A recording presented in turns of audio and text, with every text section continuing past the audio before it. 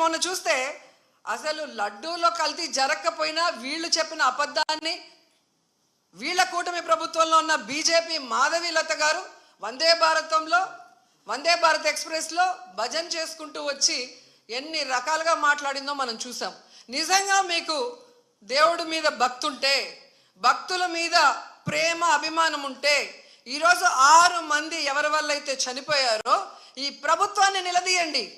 ఈ ప్రభుత్వంలో ఎవరెవరు ఈ చావుకు కారణమయ్యారో వాళ్ళందరి మీద మోడీ గారికి చెప్పి క్రిమినల్ కేసులు పట్టించండి. అంతేగాని ఈరోజు మీరు పూసుకొని మీరు చేస్తే మాత్రం అది కరెక్టు, వేరే వాళ్ళు చేస్తే తప్పు అన్నట్టుగా దొంగ మాటలు చెప్తూ ఎవరి మీద మా దుమ్మెత్తి పోయాలనుకుంటే ప్రజలు అన్నీ గమనిస్తున్నారు. అండ్ ఈరోజు మీరు చూస్తే మోడీ గారికి కూడా మేము విన్నవించుకుంటున్నాం. మీకు భక్తి ఎక్కువ ఉంది కాబట్టి ఈరోజు తిరుమలలో జరిగింది పూర్తిగా చంద్రబాబు నాయుడు గారి ఫెయిల్యూర్, ఆయన నియమించిన అఫీషియల్స్ పాలక మండలి ఫెయిల్యూర్. సో వీరందరి మీద విచారణ జరిపించి దీనికి ఎవరెవరి నిర్లక్ష్యం కారణమో వాళ్ళందరి మీద క్రిమినల్ కేసులు వేసి వీళ్ళందరినీ లోపల పెట్టాలి. ముందు వీళ్ళందరితో రాజీనామా చేయించాలని కూడా డిమాండ్ చేస్తున్నాం. ఇక హోంమంత్రి గారు ఉన్నారు, ఎప్పుడు ప్రెస్ మీట్ పెట్టి ఎవరి మీద దుమ్మెత్తి పోద్దామా, ఎవరిని మాట్లాడదామా అనుకుంటున్నారే తప్ప వీళ్ళు వచ్చిన తర్వాత ఈ రాష్ట్రంలో లా అండ్ ఆర్డర్ ఎలా దిగజారిపోయింది, మహిళల మీద ఎలా అఘాయిత్యాలు అవుతున్నాయి, ఏ విధంగా మనుషులు చనిపోతున్నారు తోపులాట్లో పోలీసుల నిర్లక్ష్యం వల్ల, వీళ్ళకి కంట్రోల్ లేదనేది స్పష్టంగా అర్థమవుతుంది. సో ఇలాంటి వాళ్ళని హోంమంత్రిగా పెడితే ఇంకెంతమంది ప్రాణాలు తీస్తారో ఒకసారి మీరే ఆలోచించి యాక్షన్ తీసుకుంటే మంచిదని కూడా కోరుకుంటున్నాను. అండ్ మనకొక సనాతన యోధుడు తిరుపతిలో ఆయన డిక్లేర్ చేసుకున్నాడు, నేను సనాతన యోధుణ్ణి, హిందువుల పక్కన నిలబడుతున్నా, హిందువులకు ఏదైనా జరిగితే నేను ఊరుకోను అన్నాం. అదే తిరుపతిలో ఈరోజు 6 మందిని మీ కూటమి ప్రభుత్వం చంపేసింది. దీనికి మీరు ఏం ప్రాయశ్చిత్తం చేస్తారు? చంద్రబాబు నాయుడుతో రాజీనామా చేయిస్తారా? మీరు బాధ్యత తీసుకొని రాజీనామా చేస్తారా? లేదా టీటీడీ చైర్మన్తో రాజీనామా చేయిస్తారా? హోంమంత్రితో రాజీనామా చేయిస్తారా? లేదా అందరూ కలిసి కట్టకట్టుకొని రాజీనామా చేస్తారా? మీ అందరి ఫెయిల్యూరే కదా ఇది. నిజమైన సనాతన యోధుడివైతే ఇప్పుడు రా, వచ్చి మీ ప్రభుత్వంలో ఎవరెవరి నిర్లక్ష్యం వల్ల ఇది జరిగిందో వారందరి మీద క్రిమినల్ కేసులు పెట్టించుకోండి. అంతేగాని ప్రమాదవశాత్తు జరిగిందని 194 BNSS పెట్టేసి చేతులు దులిపేసుకోవాలంటే మాత్రం వదిలే ప్రసక్తే లేదు అని కూడా ఈ సందర్భంగా తెలియజేసుకుంటున్నా. అండ్ చంద్రబాబు నాయుడు ఆయన లెగ్గు మహత్యం ఏంటో కానీ ఆయన ఎప్పుడు అధికారంలోకి వస్తే అప్పుడు ఈ రాష్ట్రంలో మనం ఎన్నో చావులు చూడాల్సి వస్తుంది. గతంలో గోదావరి పుష్కరాలు ఈయన పబ్లిసిటీ పిచ్చి వల్ల ఇలాగే గేట్లు తెరిచి జనాలు తోసుకొని ఒకరి మీద ఒకరు పడి 29 మంది చనిపోయారు. మొన్న ముఖ్యమంత్రి అయిన వెంటనే ఈయన నిర్లక్ష్యం వల్ల, ఈయన వైఫల్యం వల్ల దాదాపుగా విజయవాడ వరదల్లో 60 మందికి పైగా చనిపోయారు. మళ్ళీ ఈరోజు చిత్తూరు జిల్లా కుప్పంలో ఉండగానే 6, 7, 8 ఉండి పోలీసులందరినీ తిప్పుకొని ప్రజల్ని గాలికి వదిలేశారు. మానిటరింగ్ లేదు, ఎన్ని లక్షల మంది వస్తున్నారు, వీళ్ళకి ఏం సదుపాయాలు చేశారు, వీళ్ళకి ఎలా టోకన్స్ ఇస్తున్నారు, ఎక్కడ క్యూ లైన్స్ ఇచ్చారు అనేది ముఖ్యమంత్రి పట్టించుకోడు, చైర్మన్ పట్టించుకోడు, ఎస్పీ, కలెక్టరు, అలాగే ఎండోమెంట్ మినిస్టర్ ఎవరు పట్టించుకోరు. బాగా జరిగితేమో మా గొప్పతనం 30 years ఇండస్ట్రీ, 40 years ఇండస్ట్రీ అని గొప్పలు చెప్పుకుంటారు. లేదు అంటే గత ప్రభుత్వ వైఫల్యం లేదా అఫీషియల్స్ వైఫల్యం అని ఎప్పుడు ఎవరో ఒకరి మీద దుమ్మెత్తి తప్పించుకోవాలన్న ప్రయత్నం చేస్తున్నారు.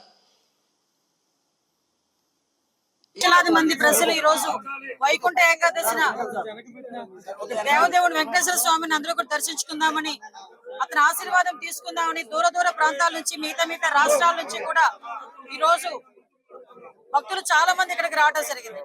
అదే విషయం ఏంటంటే ఇది చాలా దురదృష్టకర సంఘటన. ఎందుకంటే టీటీడీ ఈసారి లక్షలాది మంది ప్రజలు వస్తారనే సంగతి తెలిసి చాలా ఏర్పాట్లు కూడా చేస్తున్నారు. ఈ టీటీడీ చేసిన ఏర్పాట్లని, ప్రభుత్వం చేసిన ఏర్పాట్లని కూడా నిన్న ఉదయమే చాలా మంది భక్తులు కూడా కొనియాడిన సందర్భాన్ని కూడా ఈ సందర్భంగా గుర్తు చేయాలి.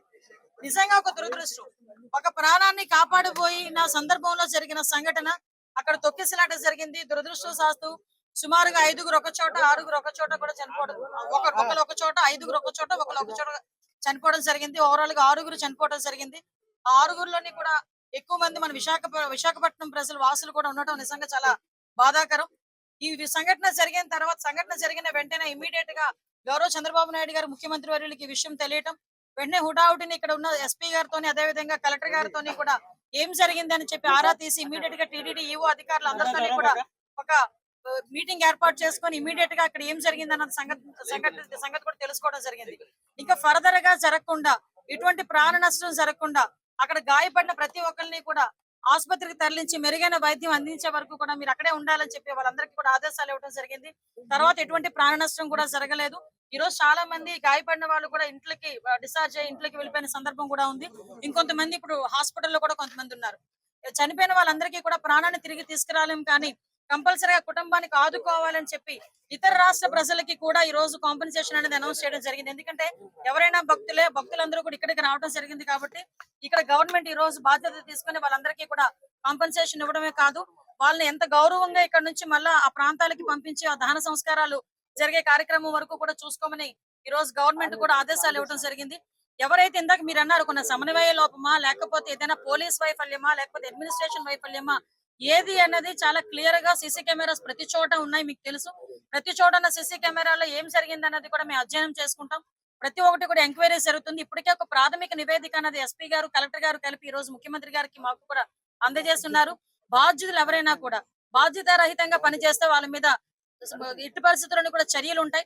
కంపల్సరీగా ప్రభుత్వపరమైన చర్యలు ఉంటాయి. అందులో కూడా వెనకాడే పరిస్థితి లేదు. ఫర్దర్ గా ఇటువంటి సంఘటనలు జరగకుండా చూసుకునే బాధ్యత కూడా తీసుకుంటాం.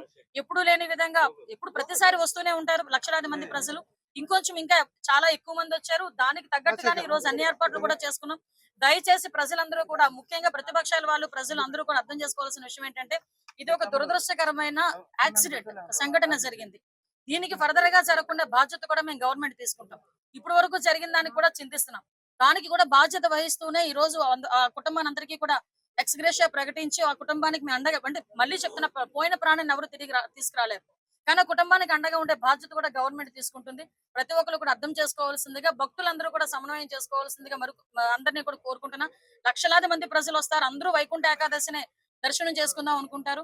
టీటీడీ కూడా ప్రకటించింది 9 రోజులు కూడా ఉత్తర ద్వార దర్శనం ఇస్తామని చెప్పి టీటీడీ కూడా ప్రకటించడం జరిగింది.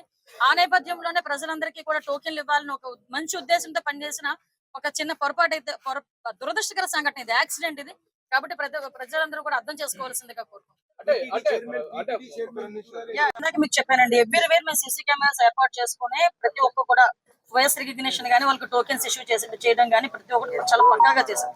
ఎక్కడైనా కుట్ర కోణం ఉందని ఆ కోణంలో కూడా మేము కూడా దర్యాప్తు చేస్తున్నాం. ఏదైనా కుట్ర కోణం ఉందా, లేకపోతే బై యాక్సిడెంట్ జరిగిందా, ఇప్పుడు ఇమీడియట్ గా మేము కుట్ర కోణం ఉందని మేము మాట్లాడకూడదు, మా దగ్గర ఆధారాలు లేకుండా మేము మాట్లాడకూడదు. కాబట్టి ఒక ప్రాథమిక నివేదిక వచ్చింది. దీని మీద పూర్తి స్థాయిలో దర్యాప్తు జరపమని గౌరవ ముఖ్యమంత్రి గారు కూడా ఆదేశాలు ఇవ్వడం జరిగింది.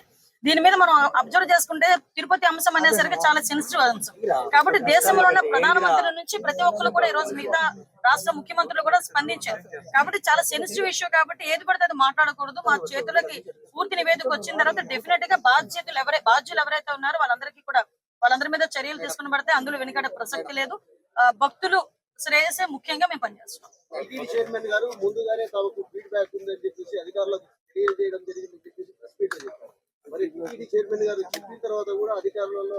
లేదండి, మీరు అన్నది నిజంగా టీటీడీ చైర్మన్ గారు ముందుగా నివేదిక ఇచ్చింది.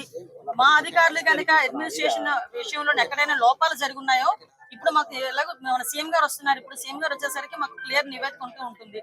నిజంగా అలాంటి పరిస్థితులు ఏమైనా ఉన్నాయి, ఎవరైనా ఏ స్థాయిలో వ్యక్తి అయినా కూడా అతని మీద చర్యలు తీసుకోవడానికి ఎక్కడ కూడా వెనుకాడం. అదే విషయం చెప్తున్నాను కదా సార్, నిజంగా అదే పరిస్థితి జరిగి బాధ్యతారహితంగా ఎవరైనా పనిచేసిన ప్రతి ఒక్కరి మీద కూడా చర్యలు ఉంటాయి. ఇదేది దాగేదేం కాదు కదా.